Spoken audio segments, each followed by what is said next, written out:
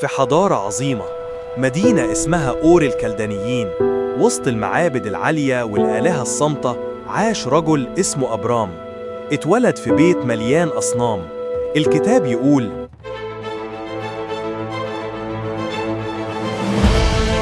آباءكم سكنوا في عبر النهر منذ الدهر، طارح أبو إبراهيم وأبو نحور وعبدوا آلهة أخرى.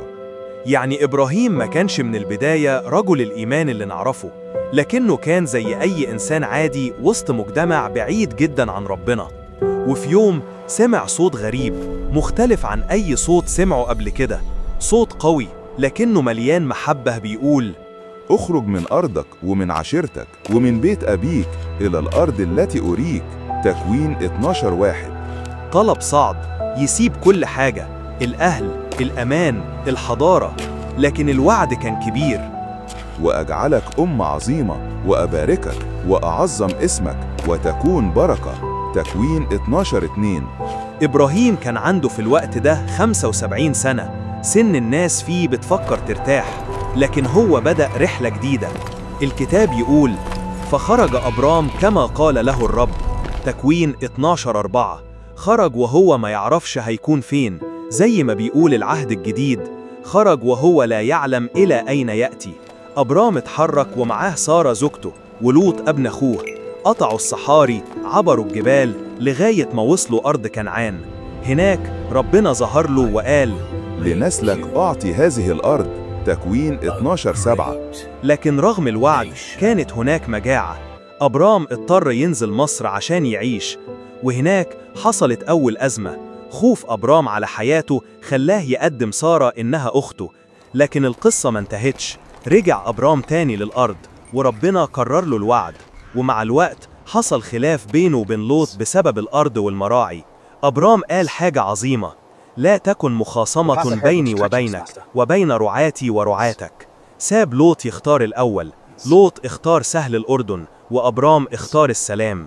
وبعد ما لوط مشي ربنا ظهر وقال له: ارفع عينيك، لأن جميع الأرض التي أنت ترى لك أعطيها ولنسلك إلى الأبد. بس خلي بالك، لسه ما عندوش ولد، وعد كبير وحقيقة صغيرة. في يوم ملوك عملوا حرب وخطفوا لوط. أبرام جمع 318 رجل مدربين من بيته وحرره. وبعد النصر ظهر شخص غامض، ملكي صادق، ملك شاليم وكاهن الله العلي.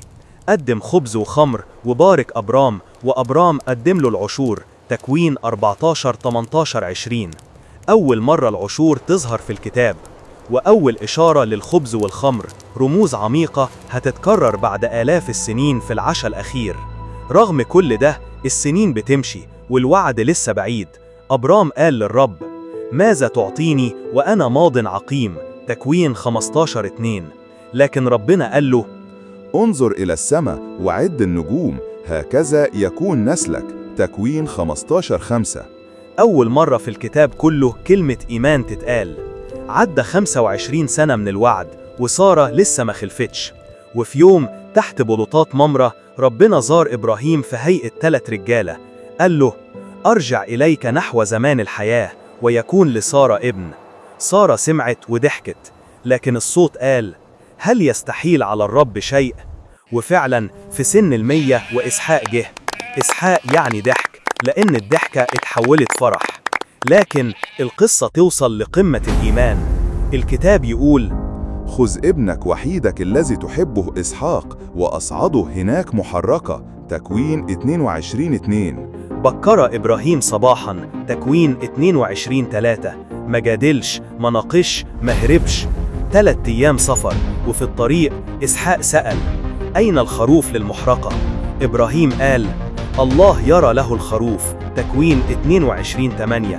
ولما رفع السكين صوت جه من السماء: لا تمد يدك إلى الغلام، لأني الآن علمت أنك خائف الله. وفجأة كبش ممسك بقرنيه. المكان ده بقى اسمه يهوى يراه، الرب يرى. عارف المفاجأة؟ المكان ده هو جبل المريا اللي هيبني عليه سليمان الهيكل بعد قرون. إبراهيم مات وعنده 175 سنة. اندفن في مغارة المكفيلة، أول أرض امتلكها في كنعان، اشتراها بفلوسه. لو انت وصلت لحد هنا والفيديو عجبك، أتمنى تقول لنا عاوز الموضوع الجاي عن إيه وتعمل شير.